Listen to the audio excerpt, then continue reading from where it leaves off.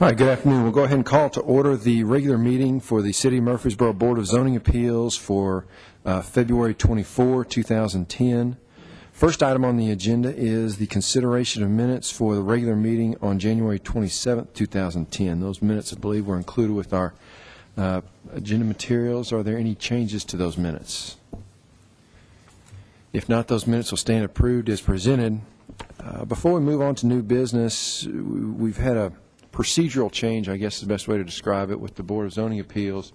The City of Murfreesboro is always, I think, looking for ways it can cut costs and still preserve service. But in this instance, we have in the past for a number of years participated in a ride-around where we visit each property before on the day of the hearing. And that's actually advertised as part of the information that's sent out. It's run in the newspaper that we'll do a ride-around. Those ride-arounds, today's ride-around, we didn't have. And so we'll address the issue of the coming months later on down the agenda. But for now, we want all the applicants to know that although it was advertised that the board would be visiting the property during the course of a ride-around, today we have not done that. Matthew, is there anything else you'd like to add to that? It was actually not advertised as such for this meeting. Normally we do advertise the ride-around preceding the meeting, but the decision was made in time so that we could eliminate that from the actual legal notice that was placed in the Murfreesboro Post. Okay. But as you mentioned, we will be under other business discussing the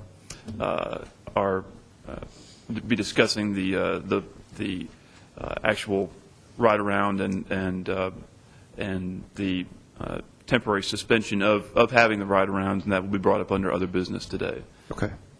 Good enough. Then we will move into new business. First, we will take up variance requests. The first application is Z10002 by Ms. Sally Brown, requesting the following variances in a residential single-family RS8 zone. And this is for property located at 611 Peachtree Street. First is a 4.2-foot variance of the minimum required 5-foot side setback for principal structures. The next variance is a 5.2-foot variance of the requirement that the sum of the two side yards provided shall be no less than 15 feet. Next variance, a 5-foot variance to the minimum required 5-foot side setback for accessory structures. Next variance, a 29% variance to the requirement that no accessory structure or use in any residential district shall occupy more than 25% of the required rear yard. And the last variance, a 13% variance to the maximum allowed 30% lot coverage. All right, Mr. Baum, if you'd review this application for us, please. Yes, sir. Thank you, Chairman Rogers, and good afternoon, Chairman Rogers and members of the board. As you know, I always like to try to give you a mouthful for the first one if I can. Warmed up. Well, before I got started, I did want to introduce somebody. Normally, of course, we have Mr. Ives sitting in as our legal representation at our Board of Zoning Appeals and Planning Commission meetings. Mr. Ives is out of town today, and so filling in admirably for him is Mr. Bill Squires, one of our staff attorneys from our legal department. So we'd like to welcome Mr. Squires to the board meeting today. Absolutely. Glad to have you. Thank you. Chairman Rogers, as you read aloud, there are 5 variances that are being requested for this property. And I'm kind of give you some history of this property, or of how staff came to discover the 5 zoning violations that are there on the property right now, and how we came to identify those, and how they got here today to the Board of Zoning Appeals in the form of 5 variances for relief from our requirements. Back in January, the applicant's electrical contractor had requested an electrical permit for some work that was being done on the inside of the house. When the city's electrical inspector went out to the property to do his electrical inspection, he noticed that there was some other work that was being done on the inside of the house that required a building permit, and upon researching it, determined that no building permit had been issued. After that, Mr. Robert Holtz, the Deputy Director of our Building and Codes Department, made contact with the owners, Mr. and Mrs. Roger and Sally Brown, and discussed with them that the work that they were doing both on the inside and on the outside of the house required building permits. The work that they're doing on the inside is some interior renovations, some plumbing. Of course, that is not the subject of this application. However, within the last year, they have added on a roof over a deck that is on the west side of their house. And as you'll see in the survey that's provided to you, and please reference the handout that I gave you with regards to this item and not the agenda materials that were in your agendas that were mailed out to you. Okay, here is it's being called a covered porch. It's a wooden deck that sits 1 or 2 feet off the ground, and it's actually a continuation of the roof line that goes over the wooden deck. And so we're considering it an addition to the principal structure. And as you can see, there's a 5-foot side setback along that eastern property line. In the RS8 zoning district, which is what this is located in, there's a minimum side setback of 5 feet, but the sum of the 2 side setbacks can equal no less than 15 feet. So there are 2 side setback violations on this particular addition. There's the violation of the minimum 5-foot side setback requirement, as the house at its nearest point is 0.8 feet from the side property line. And as you can see here, the surveyor has denoted that the house on the east side of the property is 9 feet off of the east side property line. So in order to achieve the minimum sum of the 2 side setbacks being 15 feet, it means that this side actually has a minimum required setback of 6 feet. So we've got the sum and the 5-foot setback each taken as separate regulations in our ordinance. One of the things you'll notice in my staff comments was that Mr. and Mrs. Brown were also made aware of the fact that this addition was in violation of the building code. Several years ago, our city council adopted an amendment to the building code which requires 5 feet of separation from principal structures to the property line. And the reason for that, as it's been explained to me by Mr. Holtz, is in order to stop the spread of fire from one house to the next, and for fire to, if in the event there was a fire, that there would be enough separation in between the structures, so that if one structure caught on fire, the other would have less of a chance of catching on fire. So, because it was also in violation of the minimum requirements from the building code, the applicants made application to the Construction Board of Adjustment and Appeals, which met yesterday afternoon. And the Construction Board of Adjustment and Appeals approved their variance to this requirement from the building code, the separation requirement, subject to them taking whatever steps necessary to fireproof that addition, since it is within that 5-foot requirement. If you have any questions about what they will actually have to do in order to quote unquote fireproof that roof deck, then Mr. Holtz is here and he can answer that question for you. In addition, after the applicant provided a survey, or before I get to the other variances, the history of that deck is that, according to Mrs. Brown, it was built about 3 years ago, the actual floor of the deck, and then I believe after some of the storms in April, they began constructing the roof over it. That's what I understood from Mrs. Brown's testimony at the Construction Board of Adjustment and Appeals meeting yesterday afternoon. No permit was obtained for that, the extension of the roof over that deck.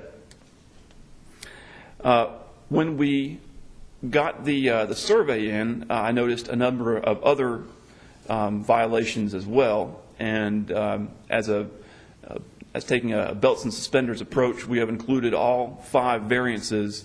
All 5 have been advertised, and all 5 are up for consideration today. Go to the overhead.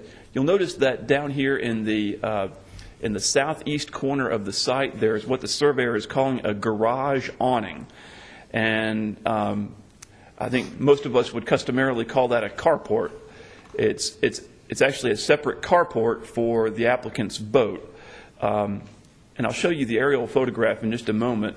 The applicants say they had that carport brought in about 2 or 3 years ago, and initially it was placed here in between their existing stick-built garage and the house. But due to a tree on the neighbor's property with limbs falling down onto that carport, and they've got a significant investment in the boat that they store inside of that carport, they moved it over to this side of the property in order to protect their investment. In moving it to this side of the property, they moved it basically right on the eastern side property line. And we have a minimum requirement of a 5-foot setback for accessory structures in residential zoning districts from side property lines. And it is, as you can see, it is right on that eastern property line. There are no building codes requirements involved with the carport and separation. That requirement is only for the principal structure on the property. However, no permit was obtained that we can find records of for the carport when it was brought in on site.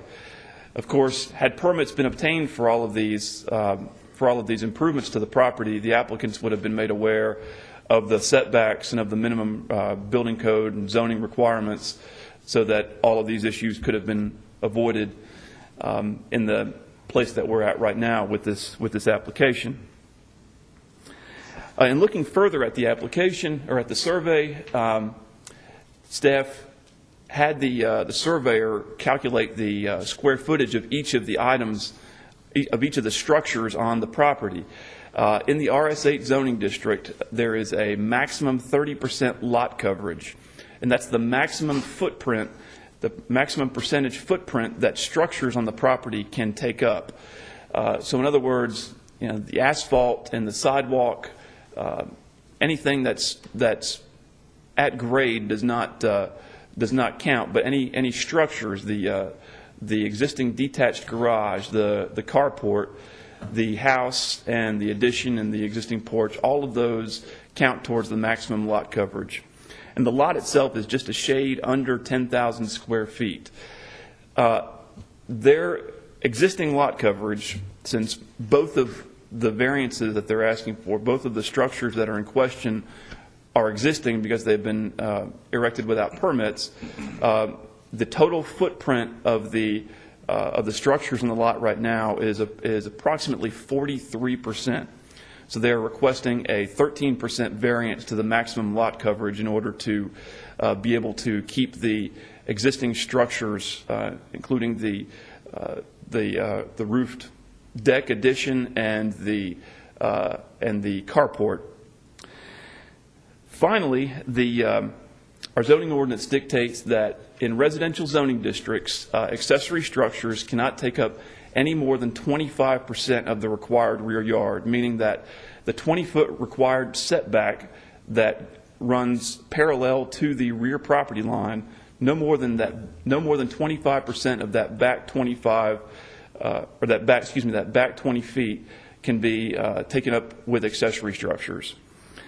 And the applicant is actually taking up about 54% of the required rear yard with those 2 accessory structures, the 2-car garage and the carport adjacent to it.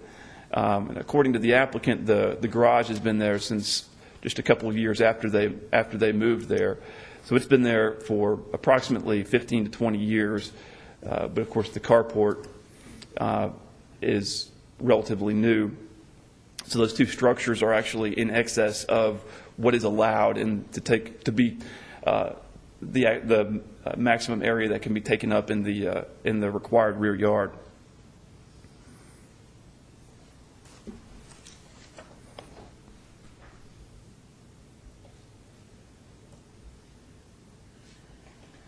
Now, just to kind of show you the existing site, an aerial photograph, you'll see there's the existing, or there's this is a 2007 aerial photo.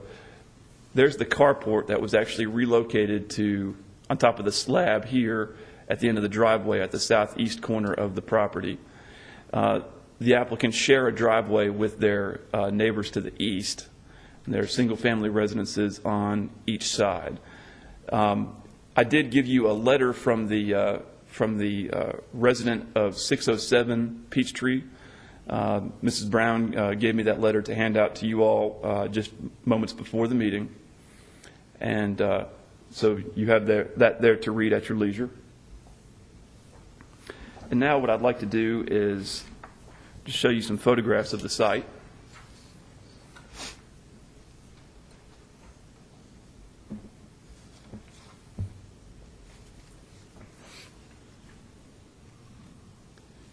To get you oriented, this is the front of the house. And you can see the shared driveway there on the side. At the end of that driveway is where the carport is.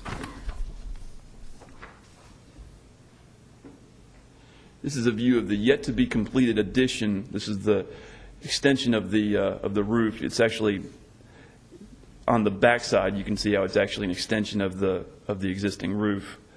And right along here is the actual property line.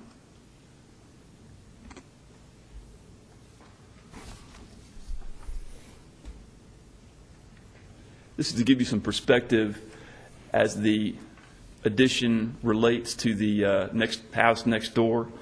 This is the house at 615 Peachtree Street, and the applicants have the wood privacy fence, and the resident at 615 has the chain link.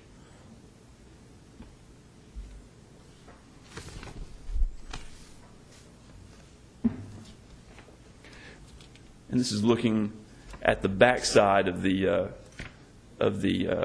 roof deck. You can see there's the extension of the existing roof outward, and the applicants have not finished that roof and the siding pending the outcome of today's meeting.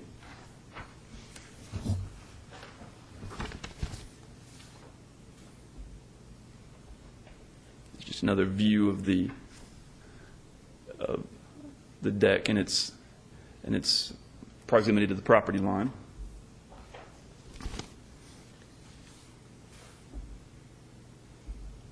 That's standing inside the roof deck.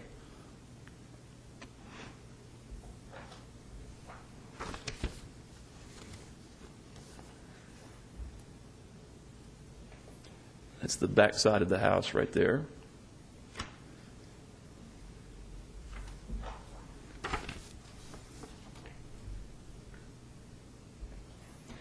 And that's looking down the driveway on the east side of the house back towards the carport that is currently in violation of the setbacks.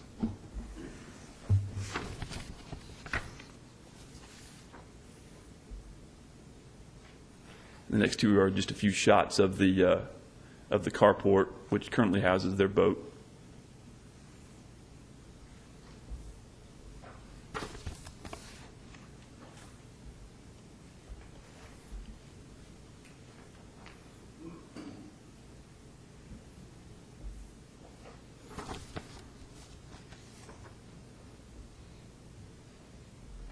This is actually looking down their rear property line. Neither one of the two accessory structures are in violation of their minimum 5-foot rear setback requirement. But this is just looking at how these structures relate to the property to its rear.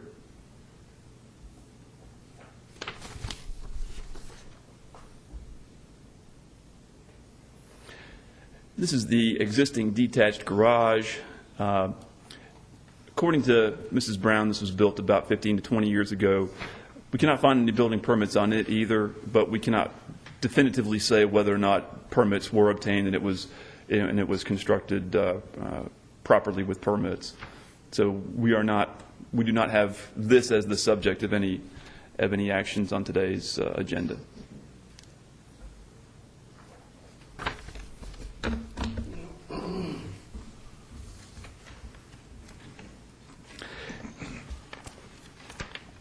If the board approves the side setback variance for the principal structure, staff recommends the following conditions. And I'm going to amend the recommended condition number 1 because the Construction Board of Adjustment and Appeals has already met. So I'd like to amend condition number 1 to state that if the board approves this application, the applicant must comply with all conditions and criteria set forth by the Construction Board of Adjustment and Appeals, since her appeal by them has already been approved. And number 2, a building permit must be obtained for the addition to the principal structure. If the board approves the side setback variance for the accessory structure, staff recommends the following condition. A building permit must be obtained for this accessory structure. And so just to recap, there are 2 variances pertaining to the addition to the principal structure. Each of those will need to be taken in separate motions. All requests will be. There is a setback variance for the accessory structure of the carport, and the 29% variance to the requirement that no accessory structure or use in any residential district shall occupy more than 25% of the required rear yard. And finally, a 13% variance to the maximum allowed 30% lot coverage. So if you have any questions, I'll be happy to answer them. I know that was a long presentation, but it was quite a bit of information to give to you. Mrs. Brown is here if you have any questions for her, and Mr. Holtz, the Deputy Director of our Building and Codes Department, is here if you have any questions for him also with regards to the building and codes issues. All right, thank you, Mr. Blomley. Any questions for Mr. Blomley? I'm going to ask a quick question. So we're dealing with principal structure. We're talking about the deck and the roof over the deck. That's correct. We are considering that to be an addition to the principal structure, which means that it has to meet the minimum setback requirements for the principal structure. Okay. And then, I guess looking at the second set of conditions, the side setback for the accessory structure, that's the garage, the carport for the boat. That's correct. Okay. Okay. Is there not a rear setback violation too? For detached accessory structures, the minimum setback is only 5 feet, and those structures, I think, are approximately 7 or 8 feet off the rear property line. So they appear to be in compliance with the rear setback requirement, but they are in violation of that maximum 25% rule. The covered porch is on, I think from the notes, the 615 Peachtree side of the house. That's correct. The letter we have from the 607 people, that's the opposite side of the house where the carport, I guess, would be. That's correct. Do we have any input from people at 615 Peachtree? Not that I'm aware of. Were they present at the Board of Construction Appeals? No. Mrs. Brown was the only person present with regards to that application. Okay, any other questions? All right, thank you, Mr. Blomley. All right, Ms. Brown, anything you would like to add to the application? Okay. Then at this time, we'll go ahead and conduct a public hearing. Anyone present wishing to speak for or against this application, if you would please come forward to the podium, state your name, your address, and any comments that you might have. All right, seeing none, we'll declare the public hearing closed and open the floor for further discussions or motion. Chairman Rogers, I do have a question, and for the codes. In the business that I've been in, I've seen, I can recall 2 claims, whereas structures, a house was burning. We had one where the houses were so close together, and they were further apart than this, that it caught the other house on fire. And then we had another situation where the heat of the house that was burning caused the vinyl to melt on the next door house. So how are we going to fireproof a roof structure so that it wouldn't cause the house on at 607 from 615 from that happening to it? Well, all we is 1 hour rate the underside of the roof that's over the deck with a gypboard material. That will not necessarily prevent the fire from spreading to the adjacent structure. What it will do, if there's a fire in the adjacent structure, it will slow it down from spreading into the applicant's structure, if that makes sense to you. It does. It's awful close.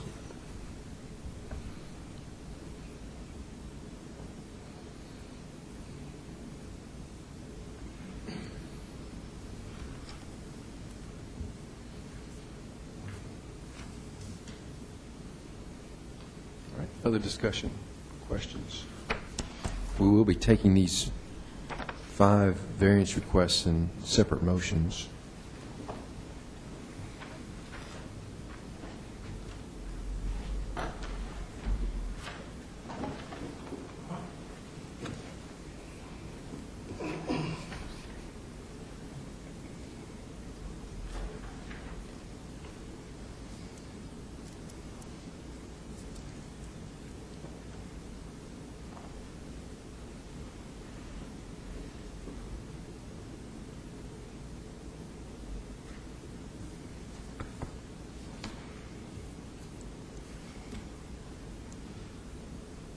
I'll start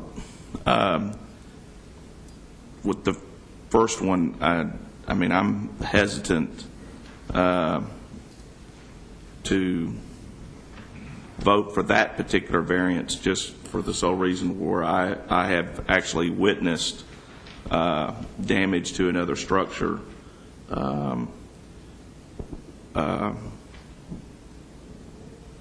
when the house burned, and honestly, they were actually 15 feet apart in this situation.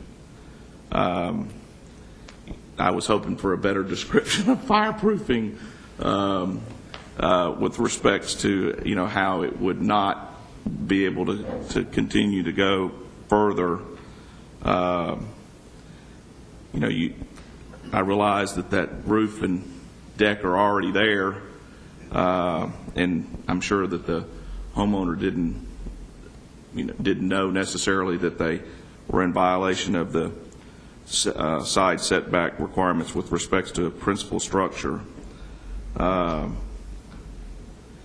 mean, my only hesitation with this is that I have, in fact, witnessed where a house burning has caused damage to another house, and this structure is even closer than what I witnessed.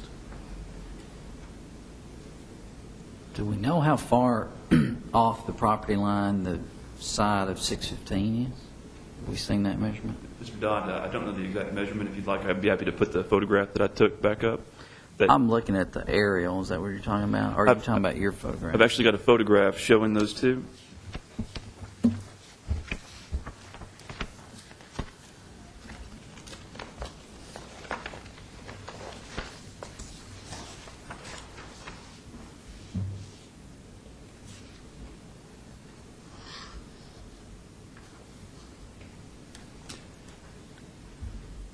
This is the side of the house at 615, and there's the edge of the roof. In approving, is this the issue that the construction board dealt with yesterday, this issue here, separation? Yes. Yes. And you said they approved that, conditioned upon the fireproofing? Yes, and Robert may explain to us. Yeah, Robert, is that adequately explained? Let me try to give you a little history on what the building code requires without our amendments. The code says an exterior wall that is more than 5 foot from a property line is not limited on windows and is not required to have a fire rating on that exterior wall. When you go from 5 foot to 3 foot, you're required to 1 hour rate that exterior wall from the inside of the structure. When you get less than 3 foot to 0, you're required to 1-hour rate that exterior wall from the inside and outside, and you're not permitted any windows. The way you typically, there's several ways to 1-hour rate a wall. Typically in residential construction, it's with a 5/8 type X gypsum board. It looks like regular chipboard at your house. The city, when they adopted the 2006 International Residential Code, amended that, basically deleted that section and said all structures must be a minimum of 5 foot from the property line. That's a little bit of a history.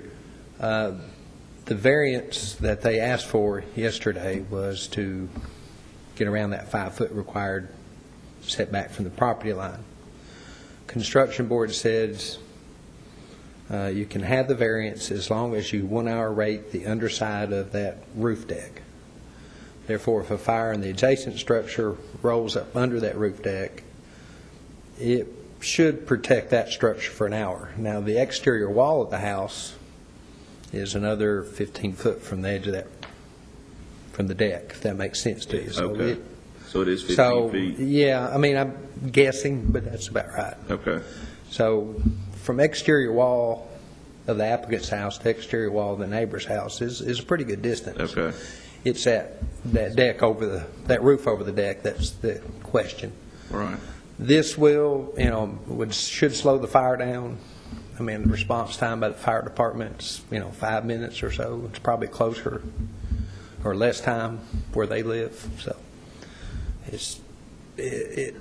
what the construction board approved basically is what the code would have required had we not amended the code. Right. I see.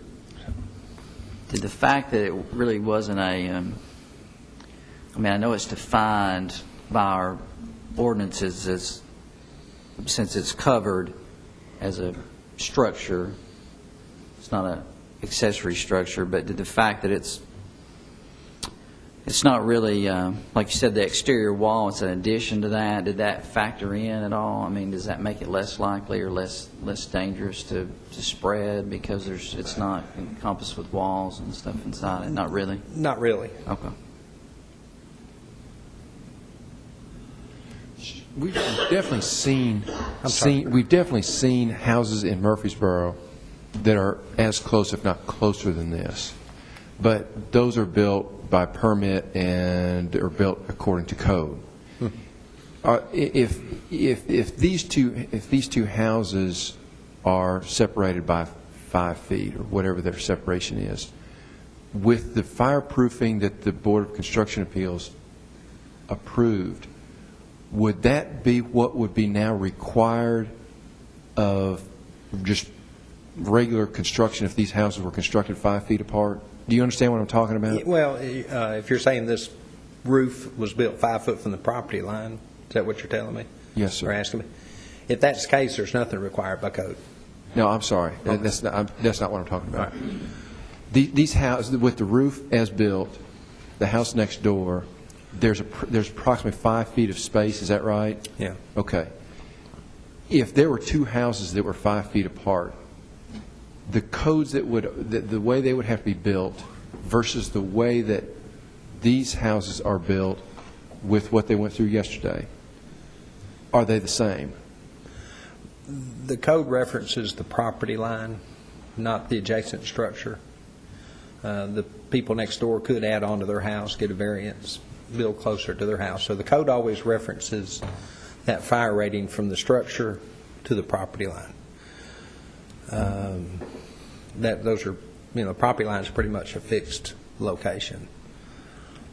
So if both houses were built 5 foot from the line, they would be 10 foot apart from the exterior wall. What if they were built 2.5 feet, I guess, then? What I'm getting at, But I'm trying to figure out if the houses were 5 feet apart, maybe 2.5 feet off the property line, each property line, the code, what would be required of the code in construction of those houses versus what's being required here? What would be required in that case, 2.5 feet off each property line, each exterior wall of those houses would have to be 1 hour fire rated. Okay. They'd have to put on the inside of the wall or the structure 5/8 type X on that wall. Okay. On the outside, they would have to put a 5/8 type X chipboard material. Okay. That theoretically will last 1 hour in a fire. Okay. Now, with what the Board of Construction Appeals mandated yesterday, is that consistent with what you just talked about as far as codes go? I understand the wall itself is more than 15 feet away, but as far as that roof is concerned, is that consistent with what you just talked about? With the Yes. code, actually elaborates a little bit more on overhangs, which is typically a soffit, which is like 16 inches. It requires those to be 1 hour rated on the underside. Okay. So we're just kind of taking that application and putting it on this roof structure. So we've taken and applied the code that would apply to buildings that are 5 feet apart and applied it to this overhang? Yes. Okay.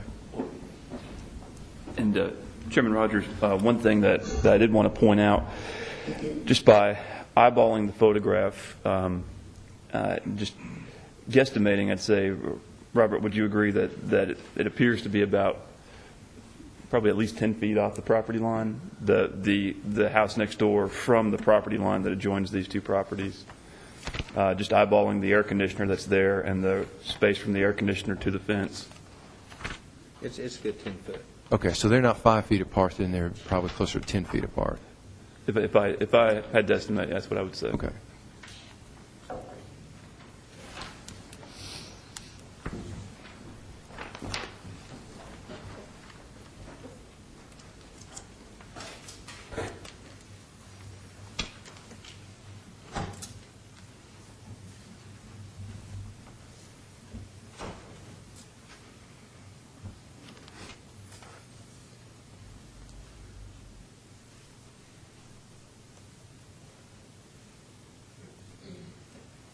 Well, if there's no further discussion, let's get a motion out there then, at least as to the 4.2-foot variance to the minimum required 5-foot side setback for principal structures.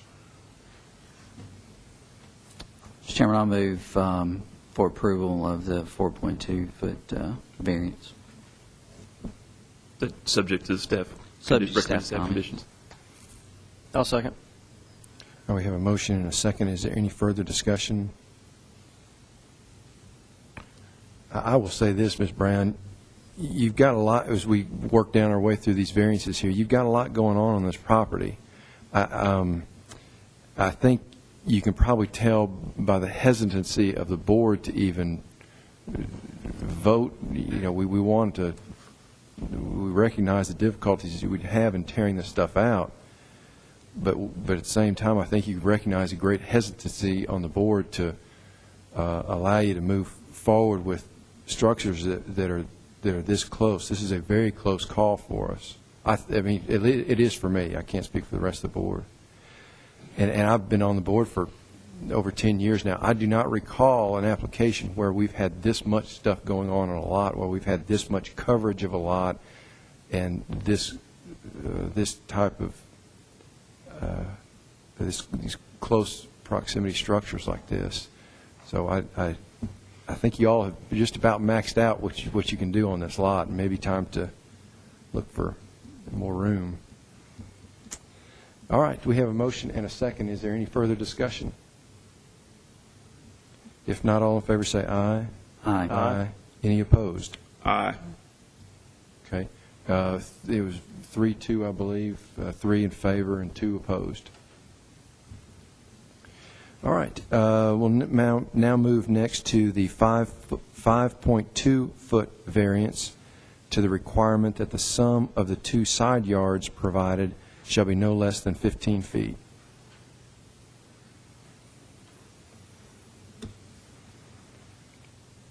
Mr. Chairman, I'll make a motion that 5.2-foot variance be approved, subject to the staff comments. Second. I have a motion and a second. Any further discussion on this one? If not, all in favor say aye. Aye. Any opposed? Aye. Okay, another 3 in favor and 2 opposed to that variance. We'll move next to a 5-foot variance to the minimum required 5-foot side setback for accessory structures. This is the boat awning. This is right? the carport boat awning. I'll just mention, like you said, it's an easy one. Some of the, I guess, our guidelines as far as approving variances mentions difficulties in the lot, and some of the requirements to receive these variances have to do with not being of the applicant's making. A lot of these are. So I'm kind of, since the construction board has looked at the deck, I'm okay with those. Some of this rear portion, I'm going to kind of back up a little bit and have a little more trouble going along with that. So. And Mr. Blomley, if this was granted, is this specific to this? I'm talking about the third one that we're talking about right now. Is this specific to this carport, or once we grant this, could they add on to the garage and have an entire structure that they would have then been granted based upon this hearing? I believe it's specific to the information that you have before you hear at the board. Okay.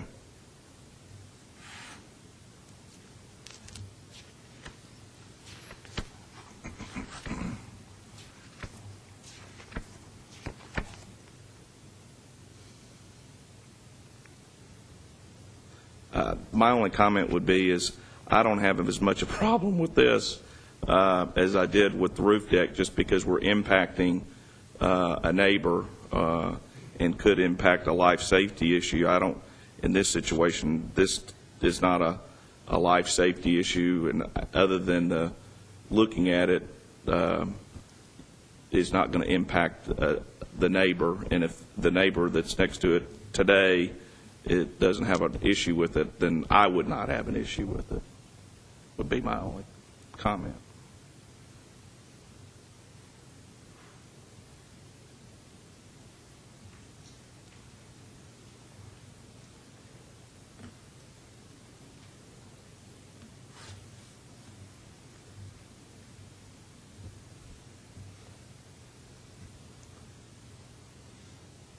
With that, I'll go ahead and make a motion that we approve this 5-foot variance to the minimum required 5-foot setback, subject to all staff comments. I'll second. All right, we have a motion and a second. Any further discussion? If not, all in favor say aye. Aye. Any opposed? No. Okay. That was, I think, 4-1. 4 in favor, 1 opposed. All right, we'll move next to a 29% variance to the requirement that no accessory structure or use in any residential district shall occupy more than 25% of the required rear yard.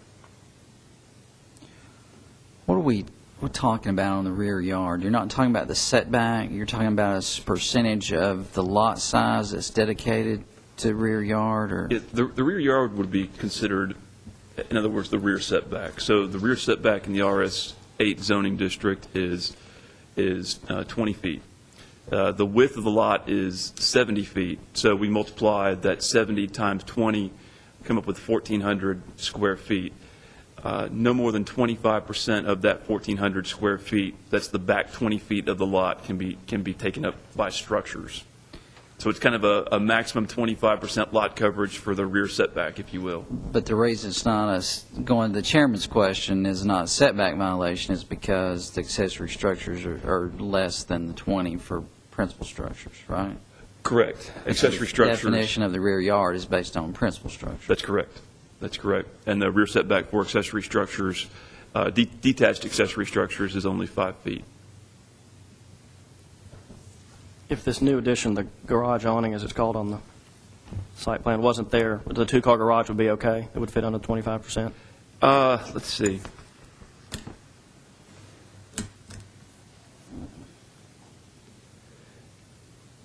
If there was no carport there, it would still need a 5.1% variance.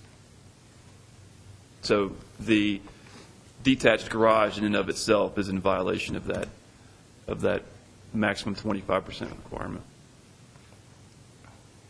So say, for example, had y'all denied the the setback variance request for the carport, they would still be left needing a variance to that requirement, a lesser variance, but a variance nonetheless. And you're saying we can't, the city, well, I said we, I guess I should say, the city can't confirm a permit was pulled for this 15 or 20 years ago, but they can't necessarily say that it wasn't. And I Right. guess their records back then would be incomplete. I've got no documentation one way or the other.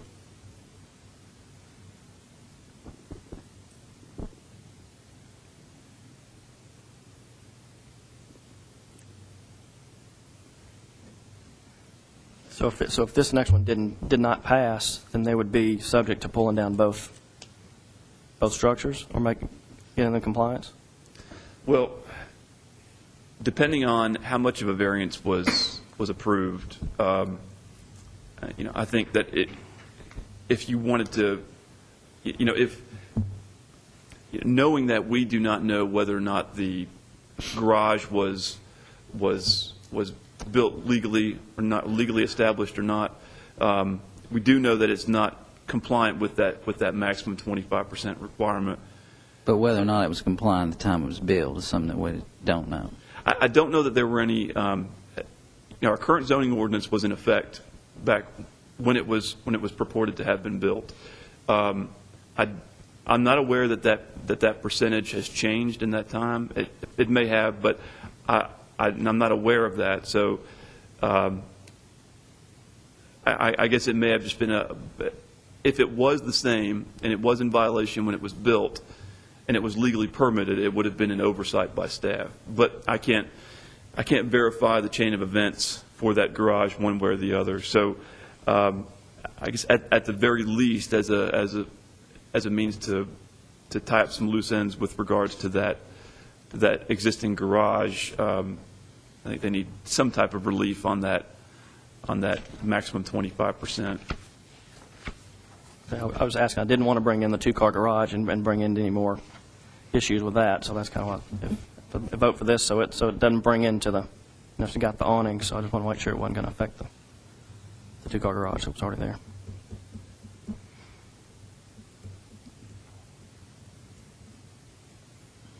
Do you recall, Matthew, how much, where's the structures and what's going on in this lot behind them? I mean, it looks like it's pretty open back there, but it's hard to see. I don't, is there a photograph that would reflect that behind the you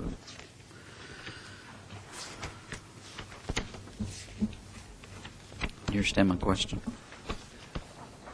This one of the boats, about as best, looks like there's a tree, but it seems to be pretty far back there.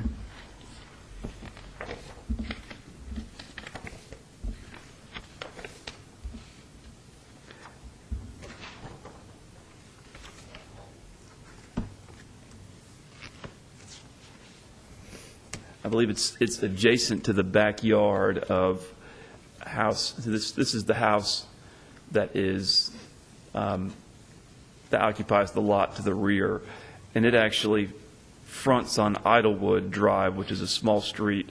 615 is actually a corner lot on the corner of Peachtree and Idlewood.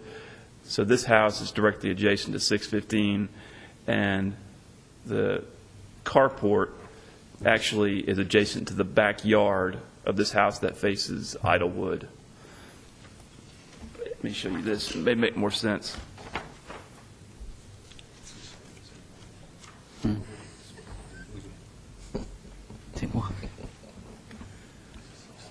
Here's 611 here.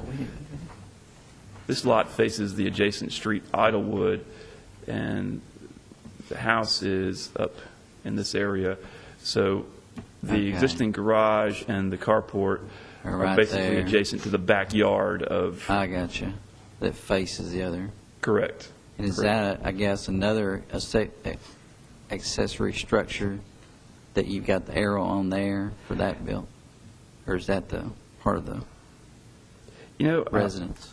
I'm not certain. They've got the neighbors to the rear have looks like a small accessory structure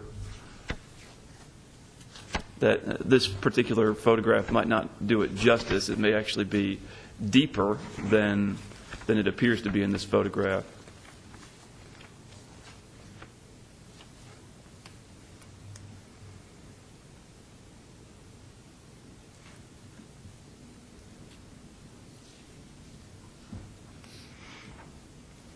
you're saying that's the rear of these two, this photograph here? Yes, yes, you're looking pretty much straight down the back of, straight down that rear property line towards Idlewood Drive.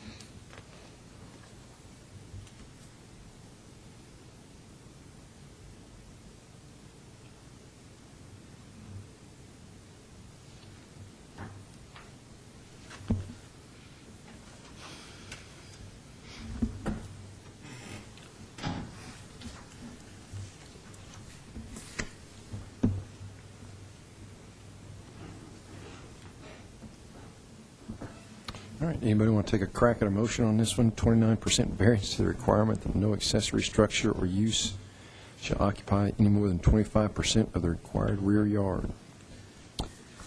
Can I ask a question before you make a motion? Yeah. If, in my mind, if we were to vote down the fourth one, we would be voiding Third. the third one. Mm-hmm. Probably right, or they could choose to tear down the garage and leave they wouldn't be in violation with just the carport of this one. Right. That's As I part of the understand question. it. I wasn't trying to back up and get into the two-car garage issue. I don't know that I want, since there's some They could some choose how question to about remedy that one. that. I don't, I'm okay since the third one's passed. I'm okay with this going along so we don't drag the two-car garage into it and have to readdress all that. That's my thoughts. I don't know that it necessarily voids it, because they could choose to leave the awning up and just take down the two-car garage, and that would make them in compliance, I think. Yeah, I agree. I don't know that it would. I don't think that it would void it. It would, whatever was approved with regard to the fourth one, they would have to. Because we've already said that standing alone, the two-car garage is in violation anyway. That's correct.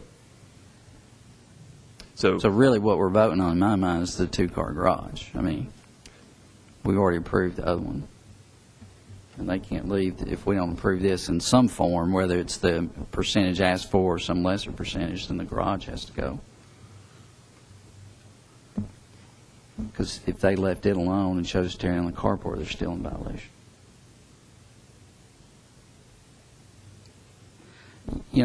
These are the worst because we're asking for forgiveness, and like the chairman said, there's so much forgiveness being asked for on this application. I think that's why it's given us so much pause here. I hate to be in a position of telling folks they got to tear down a building that's been there 15 or 20 years, and the city is not able to confirm or deny whether or not a permit was ever pulled on it. And, these things oftentimes come around to the people that are most impacted or the neighbors around them, and apparently nobody has any issues with it. It gives me a lot of pause. This thing is just jam-packed full of stuff, and, as much as I'm not that crazy about it, I don't think I'm of a mind to vote to require folks to tear down buildings that have apparently been there for some period of time that their neighbors evidently don't have enough problem with to make their voice heard about it. So I think based on that, unless there's any more discussion, I'm going to make a motion that we approve the fourth variance request, a 29% variance to the 29% variance requested in the fourth variance request. That's my motion, subject to staff comments. I'll second it. Oh, we have a motion and a second. Any further discussion? I've agonized over this ever since I got the report. I read over it several times, and I don't want to cause anybody any problems either. It really bothers me, but like I said, it's been there all this time, and you'd hate for someone to have to tear down something like this, but it's so much of it that's in violation. But I'll just go along with the crowd, and I will vote for it, although it bothers me. Bothers me too. All right. If there's no more discussion, then all in favor say aye. Aye. Aye. Any opposed? Okay, that one passes 5 in favor, 0 opposed. And we'll move on to the last one, a 13% variance to the maximum allowed 30% lot coverage. Isn't it a lot more than 13%? No? No, it's, I mean, when you think about it, and you've got a lot that's less than 10,000 square feet, 30% is the maximum lot coverage. So they're, by taking up 43% of the lot, 7% less than half of the. Yeah, I guess that's true. Would the residence itself not be in excess of 30%? Did you do that, man?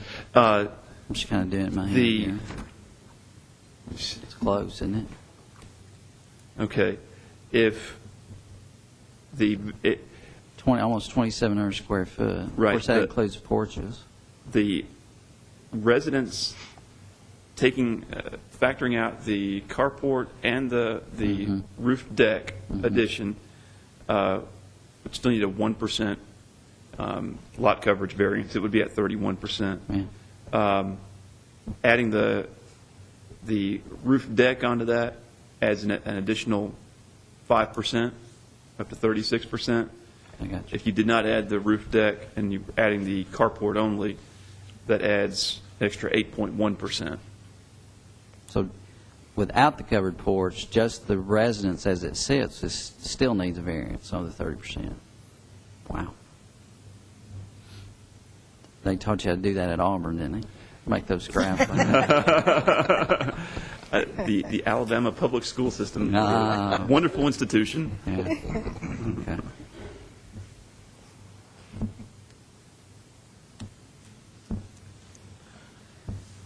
If there's no further discussion, we're down to this one. I don't think there's any going back here, so I'll vote for it, for the variance request, subject to all staff comments. Motion. Yes. Second. All right, I have a motion and a second. Is there any further discussion? If not, all in favor say aye. Aye. Any opposed? Okay, that one passes 5-4-0 opposed. All right, Ms. Brown, those 5 variances have been approved, and I will say that you're probably just eking out of here with an approval. I would strongly encourage you all, before you do anything else on this property, to first see the city about doing anything.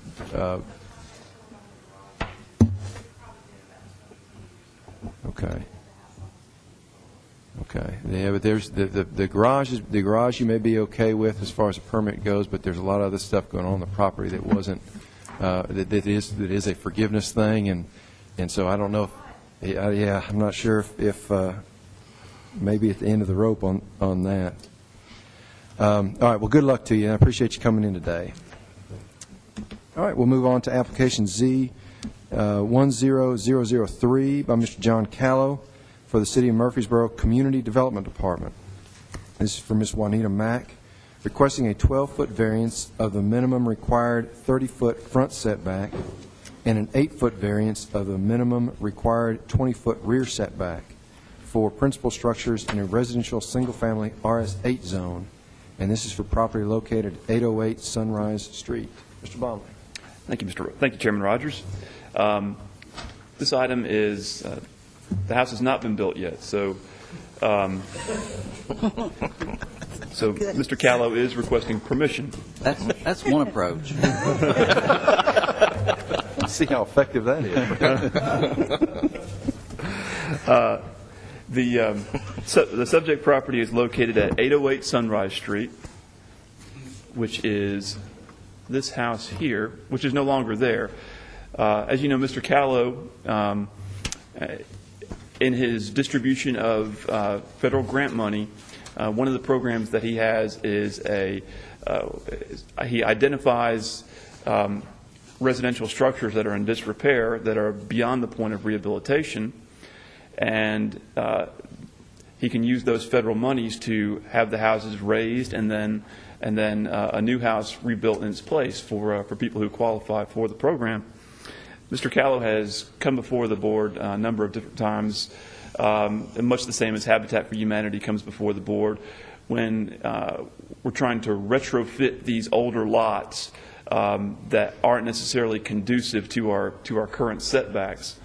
And in this case, we have a lot that is that's fairly wide but not very deep. It's only 70 feet deep, even though it's 105.5 feet across. And as you can see here, even the house that was in existence prior to being demolished sat relatively near to the rear property line as well. So the existing house that was there, or the previous house that was there, likely did not meet the current setback requirements either, and was grandfathered in. As you can see, there is the proximity of the adjacent houses to the property line. The applicant is requesting the ability to stay relatively consistent with the area. Here we have a situation where the applicant is actually attempting to be in harmony with the surrounding structures, and also he has a legitimate reason for the variance in the fact that the 30-foot front setback and the 20-foot rear setback only leaves him with a 20-foot deep building envelope. So the ability to actually construct a house on this lot is severely limited by the shallowness of the lot itself, of the building envelope too.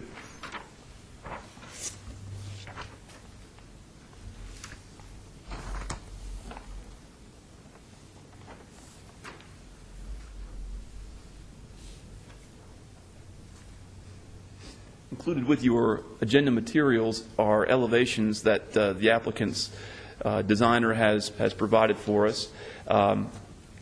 The actual front wall of the house will only sit about 1 or 2 feet inside of the 30-foot front setback. The front porch, however, will actually protrude about an additional, I believe, 8 or 9 feet.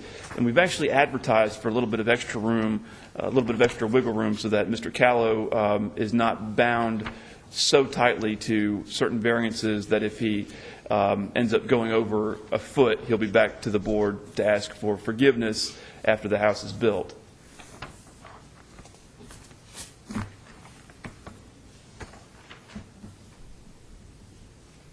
Here's the rear of the house. The only difference in this elevation is that instead of there being stairs off of the back door, there will actually be a handicap accessible ramp that goes to the side.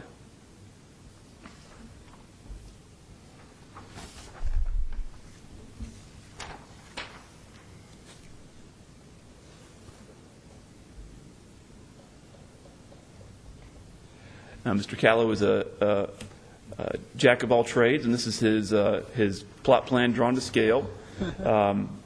You can see that the setback line, as he's depicted it, is this dotted line, and the house itself is the front wall, as I mentioned, is only a foot or two in front of that line, and here is the porch. And the front stairs will actually not be in front; it will actually go to the side. The door will still be visible to the street, but the stairs will actually lead to the side, so that no additional variance is required on top of what's being requested here. Mr. Callow is requesting a 12-foot front setback variance, and that would accommodate that front porch as it's laid out on the plot plan, and also an 8-foot rear setback variance, which would accommodate the back stoop, the back, it's a porch or stoop, but on the rear exit to the structure and the associated handicap ramp. And the rear wall of the structure will actually only protrude past the rear setback line by about 2 or 3 feet.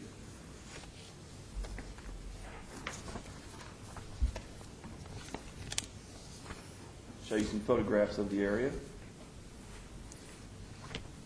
This is the subject lot here. As you can tell, that house has been removed. This is the neighboring house to the west, which is on the corner of Sunrise and South Bilbro.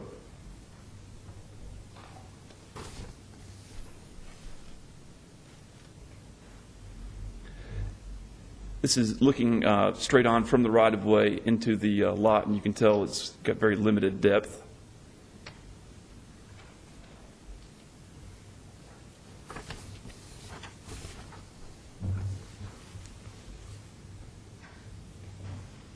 This is looking at the houses to the east.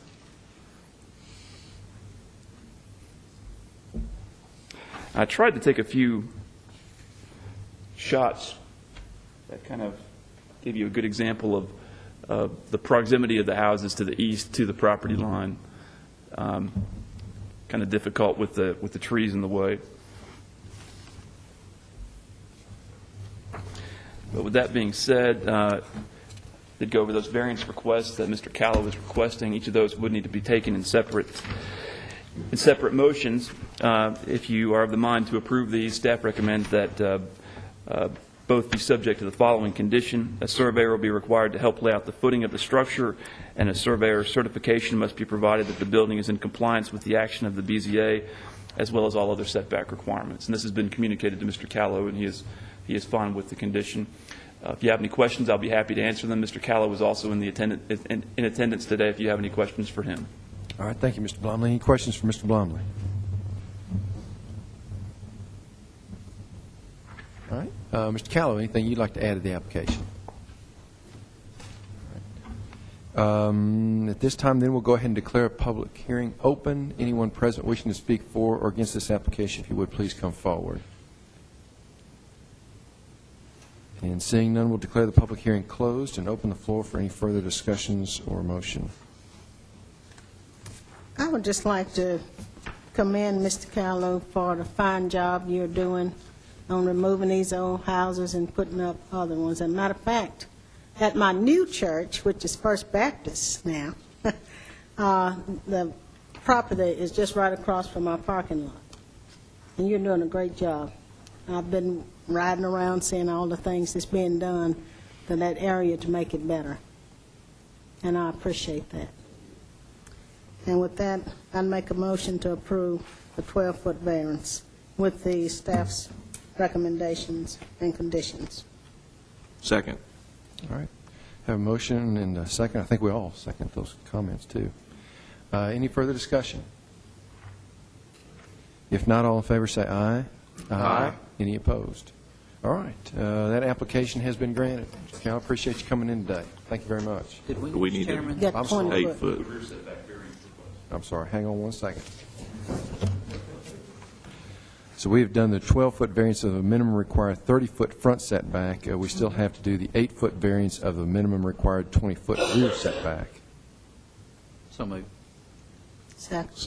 Have a motion and a second. Any further discussion? If not, all in favor say aye. Aye. Any opposed?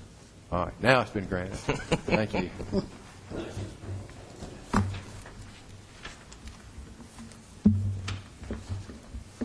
All right, so we'll move on now to special use permit requests, application Z10004 by Ms. Stacy Glendy, requesting a special use permit in order to conduct a home occupation, a real estate office, at her residence at 1612 White Boulevard. This property is located in a residential single-family RS-10 zone. Mr. Blomley. Thank you, Chairman Rogers. This special use permit is actually in very close proximity to the property at 611 Peachtree that we just looked at a few minutes ago. This is just to the west of that property. It's actually located on the east side of White Boulevard, just to the south of the intersection of Peachtree and White. Property is zoned RS-10, residential single family, and the applicant is requesting a home-based business that can only be approved by a special use permit by the Board of Zoning Appeals. There are certain types of home-based businesses, as you know, that we can approve administratively in the office, and there are certain types that must come before the Board of Zoning Appeals. The applicant is requesting a special use permit for what we would classify as a professional office, any type of office, in other words, that has to be licensed by the state of Tennessee. In addition, the applicant is also requesting a the ability to have a small sign in compliance with the State of Tennessee Department of Commerce and Insurance's requirements for licensure.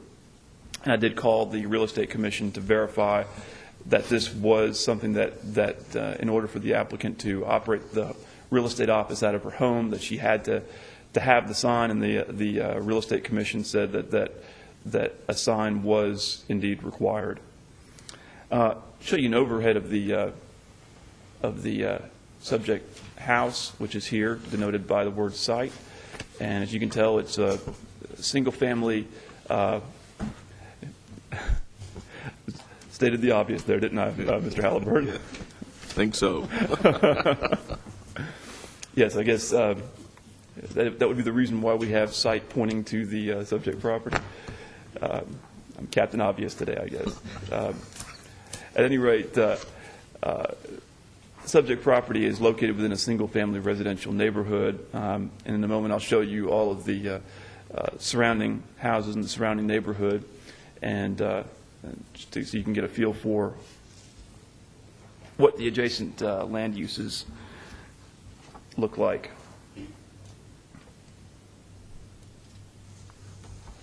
As you know, one of the minimum standards in the zoning ordinance is that the applicant's home-based business cannot take up more than 25% of the floor area of the house. And you can see the area on the floor plan that Ms. Clendy has provided is just a portion of her living room that will only take up about 140 square feet of the 1,759 square foot house. So she is way under the maximum 25% requirement. The applicant has indicated that she does not intend to have any clients coming to her house. She's indicated to staff that her whole reason for operating out of her house is to eliminate the overhead that would be involved in working out of a real estate office for a real estate firm. I believe she wants to be in business for herself and does not want the added overhead that being a part of a real estate office would involve. But she understands that in order to be sensitive to the neighborhood, that one of the things the board is going to be looking at is customer traffic, and she has indicated to staff and in her writing or in her write-up that accompanied her application that all of her client visits will take place off-site. She says that when she needs to meet a client, she will do so at a restaurant or at a coffee shop or whatever is conducive to that meeting. So if this particular application were approved, she would not have the ability to, you would not be approving her to have clients come to her house because the approval is as the application has been submitted. In addition, by ordinance, she cannot have any employees working out of her home. She does have an assistant, and she understands that her assistant cannot work out of the home, that I believe her assistant lives in Bedford County, and they will communicate via email and phone, but her assistant will not work there at the house. As I mentioned before, one of the requirements of the Tennessee Real Estate Commission is that the applicant have a sign. And for home-based businesses, the Board of Zoning Appeals has the ability to approve a 3-square-foot attached sign for home-based businesses. So the applicant has requested the ability to have that 3-square-foot attached sign attached to her house adjacent to the door. She has mentioned that she might use brass or some other sort of metal to have that sign fabricated. So I know it seems odd that even though she won't be having any clients come to her house, why she would need a sign, but that's something that is required by the state. If approved, staff recommends the following conditions. Number one, no outside employees may work from or conduct any business out of the subject property. All meetings with clients must take place off-site. And 3, if the BZA approves the request for a sign, the applicant must obtain a sign permit from the Building and Codes Department prior to attaching the sign onto the house. Of course, we need to conduct a public hearing on this matter. I'll be happy to answer any questions. Ms. Glendy is in attendance if you have any questions for her. All right, thank you, Mr. Blomley. Any questions for Mr. Blomley? The only question I have, Mr. Blomley, does the state require her sign to be of certain size? Not that I'm aware of. They just require that a sign be there. Yes, the gentleman that I talked to said that it could even be something affixed to the door. Oh, and I neglected to show the photographs if y'all would like to see them. I think we You've got, we have them. Yeah. Right around cover that. Yeah, Yeah. right around. We got that. Oh, no, wait, we didn't have it right around.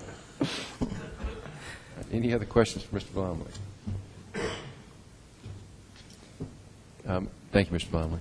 Ms. Glenn, anything you'd like to add to the application? Hang on. If you're going to make some comments, would you come to the podium? That way they can get you on the microphone.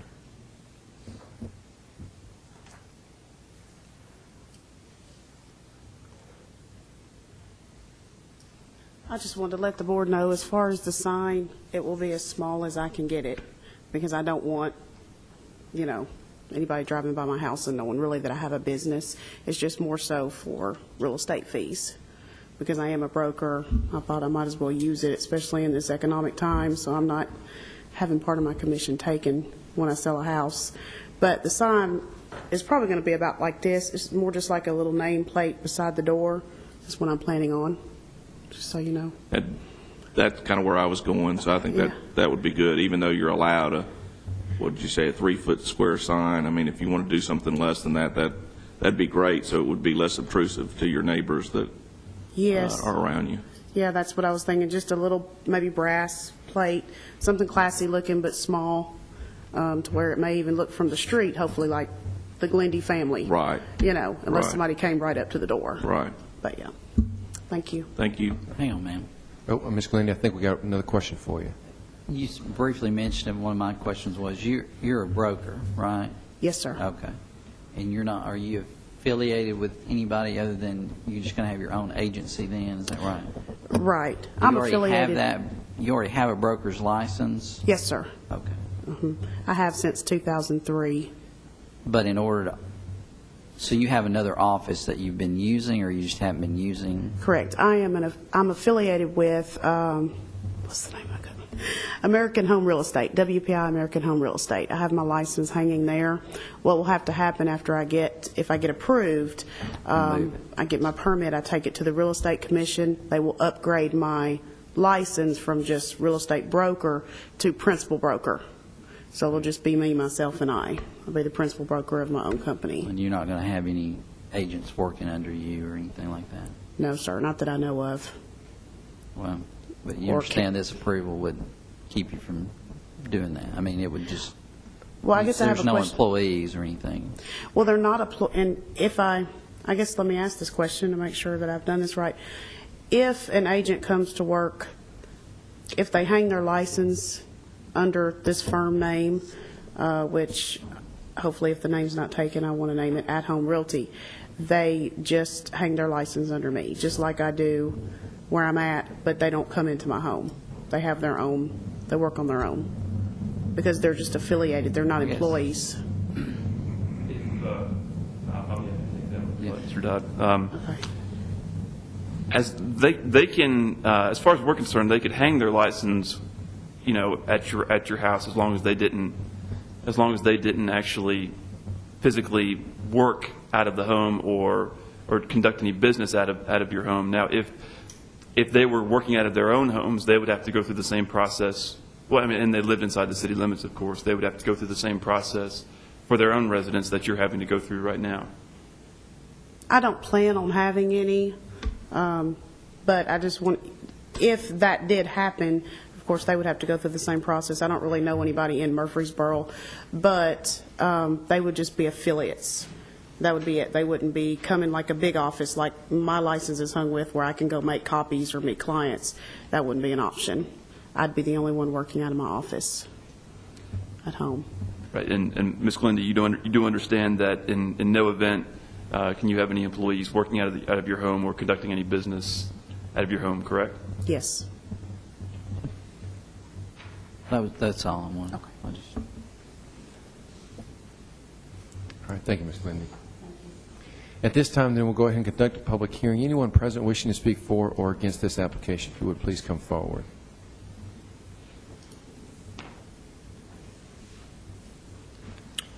Hi, my name is Don Scharf. I live at 1608 White Boulevard, next door to this application, with my wife and son.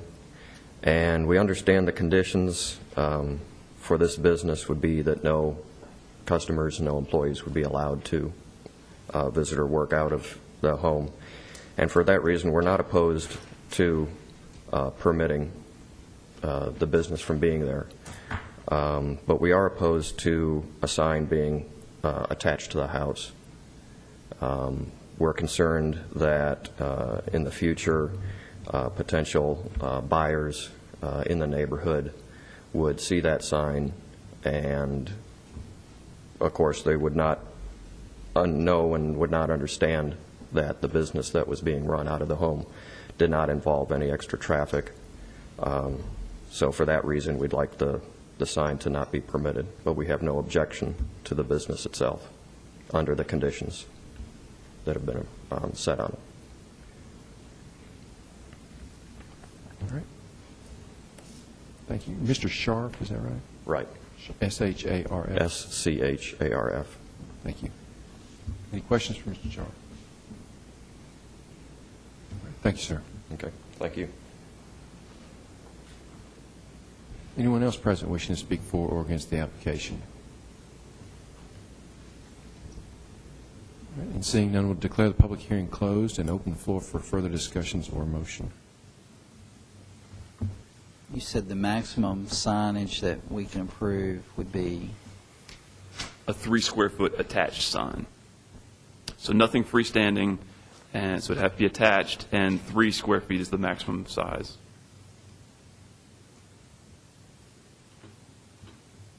But I'm sorry. No, Yeah. go ahead. I'm just trying to All right. think But out. we could limit that. We can go smaller. Yes. Okay. Yes. The signage is completely at the, it's up to the board. It's nothing that's allowed by right. Any type of signage for home-based businesses is limited to what I just stated, the size and that it can be attached. But that, of course, can be reduced by the Board of Zoning Appeals because that sign is not allowed as a matter of right.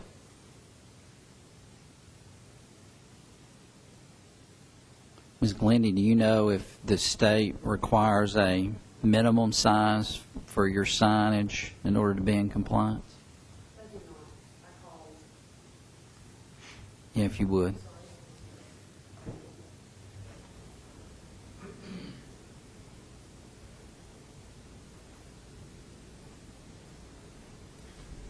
I did call the Real Estate Commission, and they do not have a minimum sign requirement. It can be any size. And she even said, in fact, some people just attach a little sticker to their, storm door. They were pretty laxed about it, just as long as you have one. The main reason is if they, ever drive by or you get audited, you have to have a sign. Okay. Seems like the last one of these we had, there was an appraiser, a man that did business out of his home, and he had a picture of one of these, like a brass sign that maybe had his business on it, and it was, my opinion at the time, if I remember right, you really wouldn't know what it was. Like she said, it could be the family name, something like that, if it's, as long as it's a nice material that the signs, I understand his concern, but I see from a distance or from the street, a sign that size, it's... Does it have to be at the front door?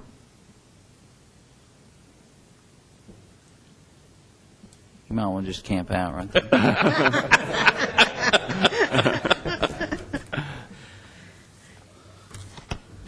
That's a good question. I was just thinking that as I was sitting back down. I'm not sure. I could call and find out, because I do have a front and a back door, even though nobody's going to be coming in. If I said that the office door was the back patio door, maybe I could do that.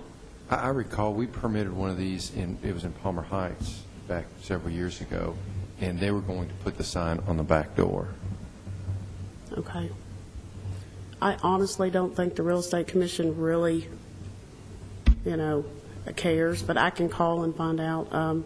I don't see that would be a problem. I did notice one of the conditions were that, you would have to get an application for a sign. So at that time, I'm sure they will be able to inform you what you would have to have. Yes. That's one of the conditions of Is that this approval. That's for here, though, right? I mean, it's for the city. Right, from the Yes. city. Yes. So tell me whether I can have it on the front or the back. I'm sure, I just noticed that one of the third conditions was if the BZA approves the request for a sign, the applicant must obtain a sign permit from the Correct. Building Codes Department. Correct. My thing with the Real Estate Commission, I'm also governed by them. So they tell me that I have to have a sign, so they'd be the ones that tell me whether it's got to be on the front or the back as far as, getting approved for the sign by the city, I understand, but the Real Estate Commission can fine for, they're always looking for a reason to fine. So one of them is their signage. But she wasn't very specific when I talked to her on the phone. I mean, I've been a realtor since 2000 and a broker since 2003, so she knew who I was when I called, and I told her what I was trying to do, and she said just even something little in the storm door, would be fine. But I was thinking about the small plate, actually about the size of your name plates, very small, because I don't want anybody to know that I've got anything there either, but I could definitely try to move it to the back. Chairman Rogers, one thing that occurs to me is that one possible condition is that if the approval could be subject to if the Real Estate Commission allows the sign on the back door, then it must be on the back door. If they do not allow it on the back door, then say for example there is a size and a material that's acceptable to the board, that if it must be on the front door, that it must meet certain criteria that if there is a certain criteria that is acceptable to the board.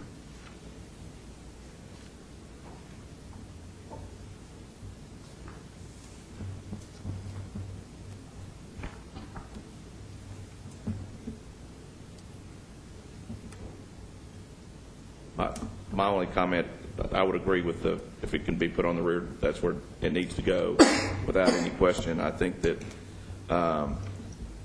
what the material of the sign is, I don't honestly know enough about it to dictate what that material would be. I do think that we could dictate the size, and Ms. Glendy doesn't seem to have a problem with that. So, I mean, my comment to that would be is, no larger than this, I think this is 8 by 12 letter size. But if it can be put on the rear, then that's where it needs to go.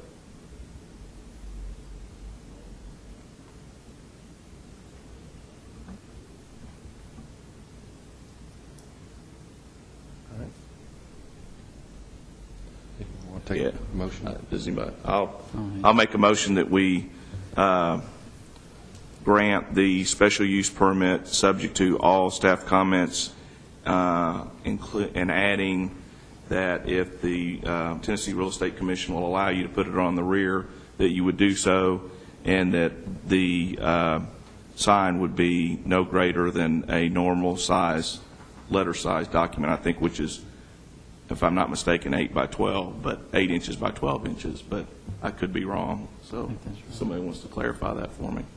8.5 by 11 or something. Or 8.5 by 11, I think is the correct. Okay.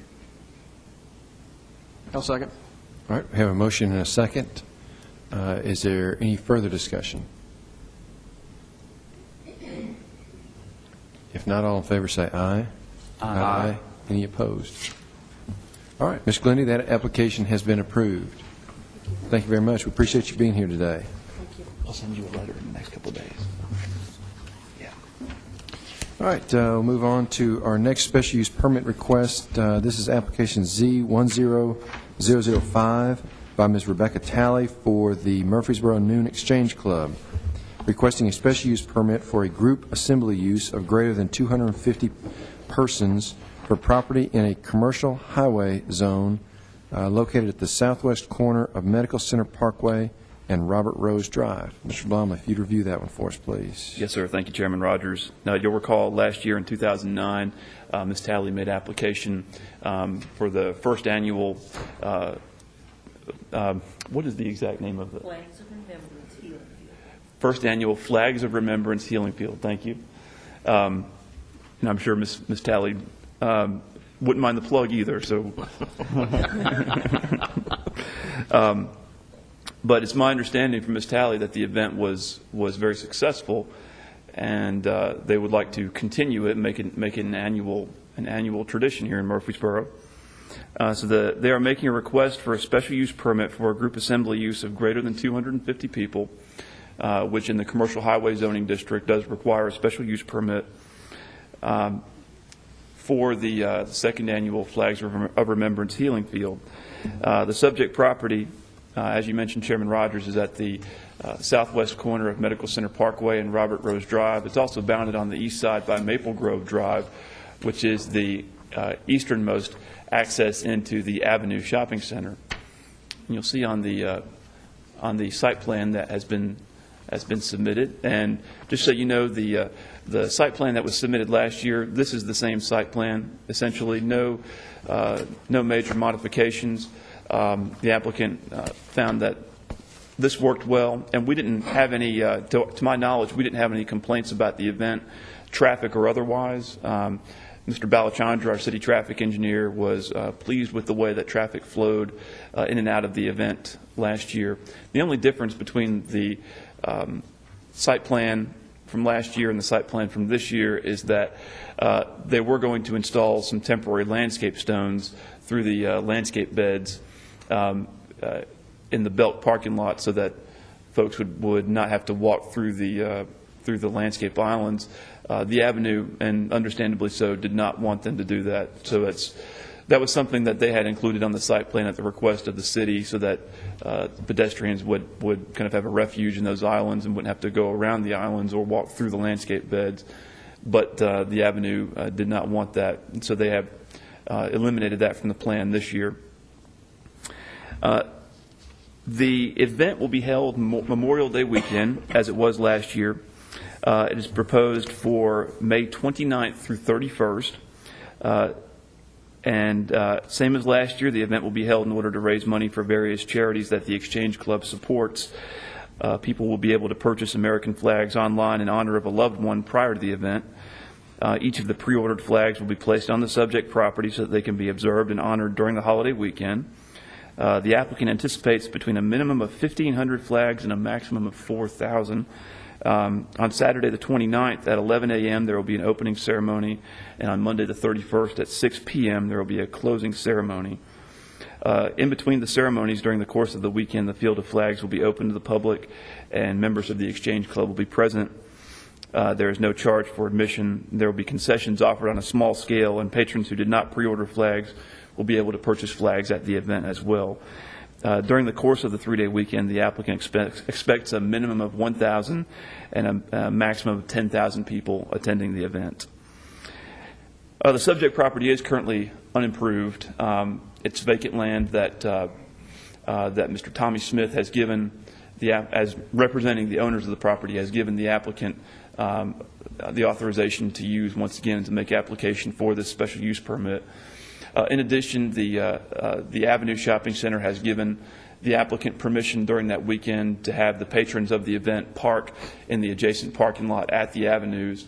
They will have the ability to utilize the entire parking lot, which contains a great deal of parking space, much of which is free at many hours during the day.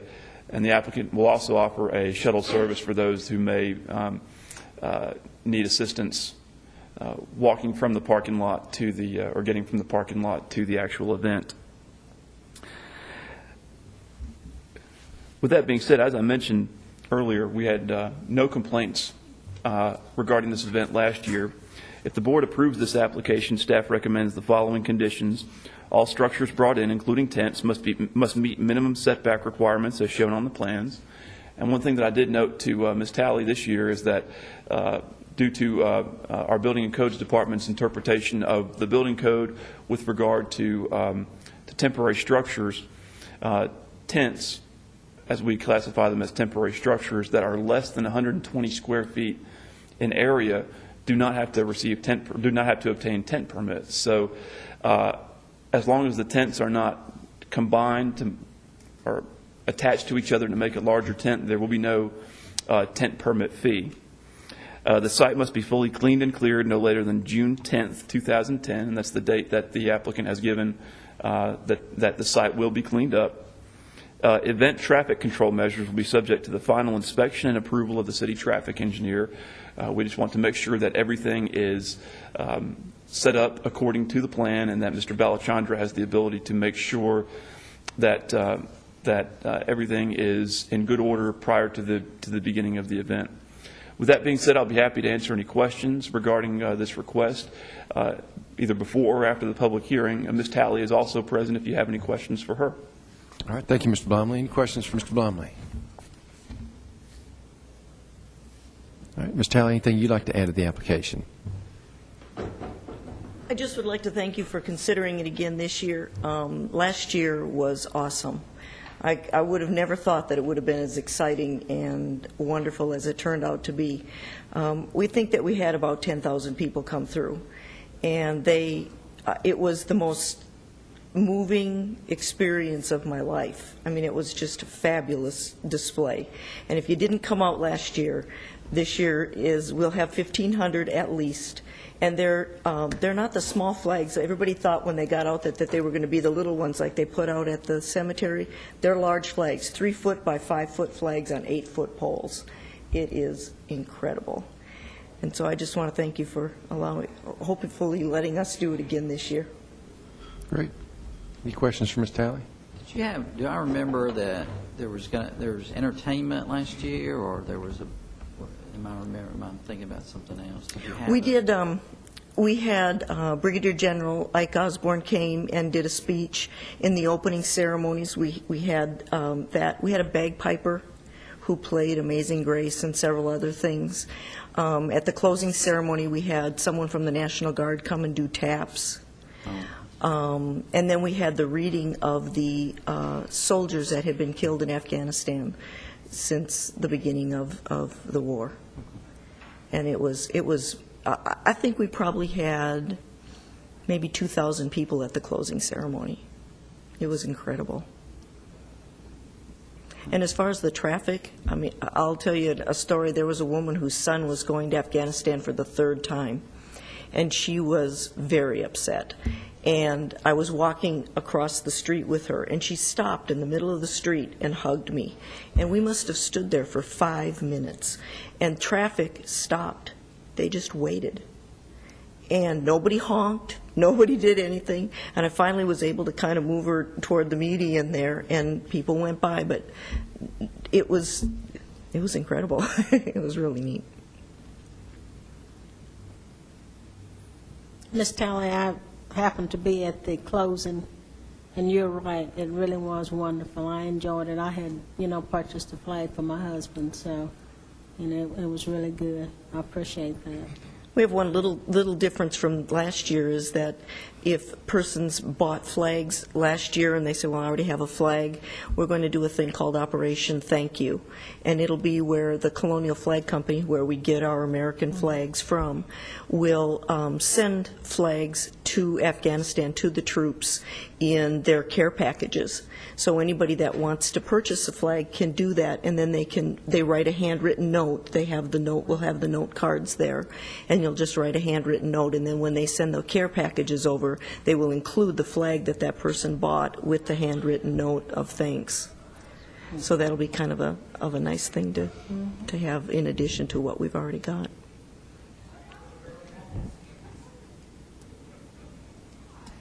All right, very cool. Thank you very much.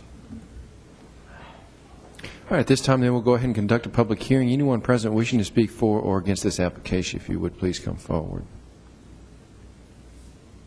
And seeing none, we'll declare the public hearing closed and open the floor for any further discussions or motion. Mr. Chairman, I'll make a motion to approve the application with the necessary conditions and recommendations of the staff. A second. All right, we have a motion and a second. Any further discussion? If not, all in favor say aye. Aye. Any opposed? All right, Ms. Talley, that application has been granted. Appreciate you coming in and wish you the best of luck with your event. Thank you.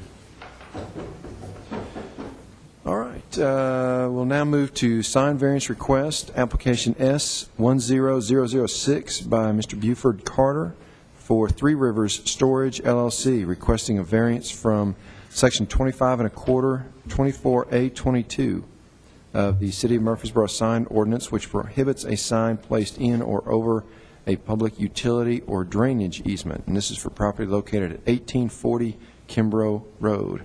Mr. Hardison, if you would review that application for us, please, sir. This afternoon, I have Mr. Buford Carter. He is representing the Three Rivers Storage LLC. They're requesting the variance from Section 25 1/4, 24A22 of the City of Murfreesboro sign ordinance, which prohibits a foundation or sign placed in or over a public utility or drainage easement without consent of the easement holder and Board of Zoning Appeals. The proposed sign location for the Three Rivers Storage LLC is located within a PCD zone. The applicant is requesting permission to erect one push-through, internally illuminated, freestanding wall sign with 64 square foot of display area and an overall height of 9 foot. The sign will be located within a 10-foot sanitary sewer easement and a slope easement. The agreement for a sign in a City of Murfreesboro easement has been signed by the Murfreesboro Water and Sewer Department, the city engineer, and the Director of Building and Codes. Due to the sensitivity of the location of the sign in regards to the sewer line location, staff requests that the applicant have the location of the sign marked by the State of Tennessee registered engineer or surveyor and submit a sign placement certification form before the sign application is approved. The applicant will comply with all other setbacks and regulations. And if you have any questions, I will answer those now, and Mr. Carter is also here to answer your questions. All right, thank you, Mr. Hardison. Any questions for Mr. Hardison? This may seem like a silly question. What's a slope easement? First time I've seen a slope easement. Yeah, we normally don't see a lot of those. It's just a variation in the grade, and so it's just going to be. And when they, I guess, when they do, is that Kimbrough Road out there? That'll be another easement out there. Typically, slope easements and temporary construction easements, you see those together a lot. Many times they have to do with road construction. So in this case, if I'm not mistaken, it's for the eventual reconstruction of Kimbrough Road as the continuation of the Veterans Parkway. Okay. It's just additional land that the city needs in order to, outside of the right-of-way, in order to facilitate the reconstruction of the road. All right.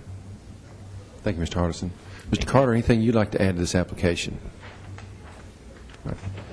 At this time, then, we'll go ahead and conduct a public hearing. Anyone present wishing to speak for or against this application, if you would, please come forward. And seeing none, we'll declare the public hearing closed and open the floor for any further discussions or motion.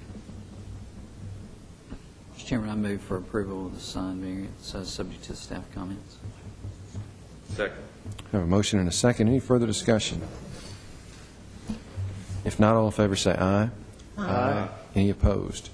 All right, Mr. Carter, that application has been granted. Thank you very much. Appreciate you being here. All right, my favorite part of the agenda, staff reports and other business. Thank you, Chairman Rogers. As you alluded to at the beginning of the meeting, staff is requesting that the Board of Zoning Appeals temporarily suspend the section of the BZA's Rules of Procedure, paragraph titled, aptly enough, TOR. You'll find a copy of the BZA's Rules of Procedure at your stations, and highlighted is the paragraph entitled TOR, which I'll just read that aloud for you. The staff shall arrange a tour of sites which are the subject of applications prior to a regularly scheduled board meeting. Members of the board are encouraged but not required to participate. Members shall not discuss or debate the merits of the application while on tour. Members may question the staff about the site. Visual observations made by a member during the tour or an independent inspection of the site may be considered in voting upon the application. As you know, we are in the midst of trying to be as efficient as possible in the way that we conduct business, and one of the things that we are doing is eliminating the Board of Zoning Appeals lunches, and in addition to that, the ride around as well, in a cost-cutting measure. So we realize that the tour is of importance to the board, and that it does assist you in becoming familiar with the properties. What we would like to do on a trial basis would be to suspend this section of the rules of procedure until September, and then at the September Board of Zoning Appeals meeting, we will revisit the item under staff reports and other business, and judge where we're at that time as to whether or not we want to reinstate the tour, or whether or not we would like to vote to delete this section from the rules of procedure altogether. But we would need if you so desire, we do need a motion to temporarily suspend until September this section of the rules of procedure. So moved. Second, I will make the comment that this is helpful from time to time, and I think it would have been helpful with respects to the first application that we had today. I agree. I do too. Because, I mean, there's so much you can tell by pictures, and you know exactly how far it is and all that kind of stuff. I mean, it would have really been helpful today, to me anyway. And that's definitely understood. One thing that I do want to emphasize is that one of the things that we are going to tell the applicants is emphasize to them that the burden of proof is on them when they submit their application, and that there may be additional steps that they have to take, additional materials that they have to provide in order to give the board a clear picture of what they're looking at in that particular application. Since that ride around will at least temporarily not be something that we will be doing. All right, any further discussion? It is with great reluctance we go ahead and vote. All in favor say aye. Aye. Aye. Any opposed? All right, we're going to suspend that rule for 6 months and revisit it at that time. The only other item that I have today, Chairman Rogers, is just a kind of a quick scheduling reminder. First of all, and you all have the agenda for the special called meeting, which will be next Friday the 5th at 8 a.m. in room 218. That is to consider a signed variance application by Mr. Pradeep Agnihotra for 2933 Medical Center Parkway. So we will be meeting. That will be the only case on the agenda, and we'll be meeting in room 218 for that next Friday the 5th. So, of course, we will be following our standard notification protocol for that item as well. Legal notice will be in this Sunday's newspaper, but for any members of the public who may be interested in that, they would be welcome to attend that meeting as well. And finally, as you'll recall, when we were approving our calendar for 2010, we pushed back our March meeting a week in order to accommodate spring break schedules. So our regularly scheduled meeting for March will be a little bit later than normal. It will be March 31st. So just for any potential applicants or the public, and just as a reminder for our board members, the meeting in March will be a little bit later. It'll be the 31st. And that's all I have. All right, thank you, Mr. Blomley. Bill Squires, we didn't call your number today, but this is the first opportunity I think the board has had to have you sit in on any of our meetings. We appreciate you being here and look forward to working with you. Kind of, if you would, give us a little bit of background about you. How long have you been with the city? Where'd you come from? And well, I hope to get away without speaking at all today, but apparently that's not going to happen. No, I've been with the city 3 years. You all don't see me so much. I work with other boards and commissions, and I do a lot of litigation for the city. Ironically, it's really interesting to sit in today because I worked very closely with Mr. Ives on the Lamar litigation, if you all remember that, in its various stages of court proceedings. So I've read all of your names and all of your commentary a million times. So it's really fun to see you actually speak and get faces and voices with the names now. Been with the city for 3 years. Before that, I was one of the county attorneys for Williamson County for a few years. I worked briefly with the state as well, but I'm primarily, I actually was in court all morning and then came from there to here, so I mostly do lawsuit-related issues, and then I have a couple of smaller boards and commissions that I work with as well. Good deal. Well, thanks very much. Appreciate you being here. Thanks for having me. All right. Any other business? That room 218, is that near where you were up there where we've been there before, right? Yes, ma'am. That's the room that is right at the top of the staircase across from the entrance to the building code department. Okay. Yeah, I know why that is. We had a couple of meetings there. Thank you. All right. We are adjourned.